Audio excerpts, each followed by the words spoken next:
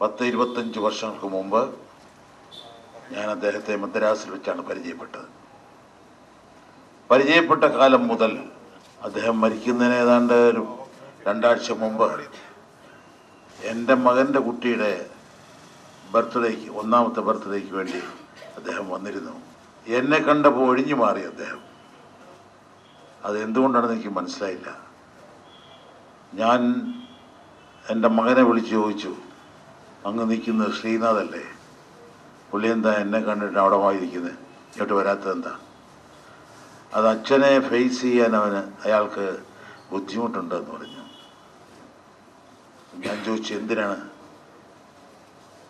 അത് അമ്മയുടെ പെരുമാറ്റം, അച്ഛനുള്ള പെരുമാറ്റം. അമ്മ എന്ന് പറഞ്ഞാൽ അമ്മ സംഘടന, നടീനടന്മാരുടെ വെൽഫെയറിന് വേണ്ടി ഉണ്ടാക്കിയ സംഘടന. അവരുടെ എന്നോടുള്ള പെരുമാറ്റത്തിൽ അദ്ദേഹത്തിന് ദുഃഖമുണ്ട്, അതുകൊണ്ട് ഫേസ് ചെയ്യാൻ ബുദ്ധിമുട്ടാണ്. ഞാൻ പറഞ്ഞത് സാരമില്ല, ഇനി വരാൻ പറ. അങ്ങനെ പറഞ്ഞ് ഞങ്ങൾ തമ്മിൽ വളരെ സ്നേഹത്തോടെ സംസാരിച്ചിട്ടാണ് അന്ന് പിരിഞ്ഞത്. പല സുഹൃത്തുക്കളും എന്നോട് പറഞ്ഞു, ഇതൊരു മരണമല്ല, ഇതൊരു ആത്മഹത്യയല്ല, ഇതൊരു കൊലപാതകമാണ് എന്ന്.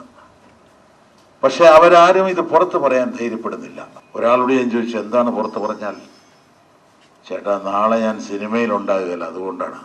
എത്രയോ ചെറിയൊരു കാര്യമാണത്. ശ്രീനാഥിൻ്റെ ജീവൻ ഇത്രയ്ക്ക് വിലയേ ഉള്ളൂ എന്ന് ഞാൻ കരുതി. ശ്രീനാഥിൻ്റെ മരണം സ്വാഭാവിക മരണമല്ലെന്നും അതിൽ ദുരൂഹതയുണ്ടെന്നും അദ്ദേഹത്തിൻ്റെ സഹപ്രവർത്തകർ വിളിച്ചു പറഞ്ഞത് ഞാൻ മാത്രമാണ്. അദ്ദേഹത്തിൻ്റെ മൃതദേഹം വീട്ടിൽ കൊണ്ടുവന്നപ്പോൾ ആ ലൊക്കേഷനിൽ നിന്ന് ആരും ഉണ്ടായിരുന്നില്ല. ലൊക്കേഷനിലെ പോട്ടെ, അമ്മ സംഘടനയിലെ ആരും ഉണ്ടായിരുന്നില്ല. കുറെ കഴിഞ്ഞ് അവിടെ വന്നവർ, അതിലൊരാള് പൂജപ്പുരക്കാരനാണ്, ഒരു മുൻമന്ത്രിയുടെ എർത്ത് ലൈനാണ്.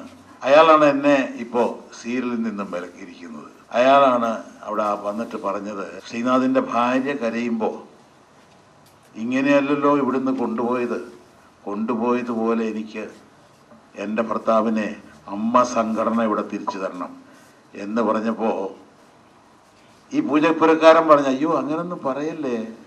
അവർ വീണ്ടും അങ്ങനെ പറഞ്ഞ് കരഞ്ഞുകൊണ്ടിരുന്നു. അപ്പോൾ പറഞ്ഞു, മയങ്ങാൻ എന്തെങ്കിലും ഗുളിക കൊടുക്കാൻ. എന്താണ് ഇവർക്ക്? അവരെ മയക്കിയിട്ടിട്ട് ഈ ബോഡി മറവ് ചെയ്യണം എന്നുള്ള ആഗ്രഹം? അവരിങ്ങനെയുള്ള കാര്യങ്ങൾ പറയാതിരിക്കട്ടെ എന്ന് കരുതി. മറ്റൊരു സംശയം എനിക്കുണ്ടായത്, കോതമംഗലത്ത് കിടന്ന് മരിച്ചയാളിനെ പോസ്റ്റ്മോർട്ടം ചെയ്യണമെങ്കിൽ ഏറ്റവും അടുത്ത മെഡിക്കൽ കോളേജ് എന്ന് പറയുന്നത് കോട്ടയത്താണ്. ഇനി അതല്ലെങ്കിൽ തൃശ്ശൂരാണ്.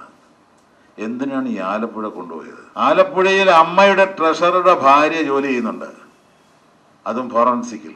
എന്നെ ഏറ്റവും കൂടുതൽ സംശയത്തിലാക്കിയത് അതാണ്. എന്തും ചെയ്യാൻ മടിക്കാത്ത കുറേ സംഘങ്ങളാണ് അമ്മയുടെ ഈ എക്സിക്യൂട്ടീവ് കമ്മിറ്റിയിലുള്ളത്. അവർ മാത്രമാണ് ഇന്ന് സിനിമയിലുള്ളത്. അവർക്ക് പിടിച്ചു നിൽക്കാൻ വേണ്ടി എന്ത് ദ്രോഹമോ അവർ ചെയ്യും.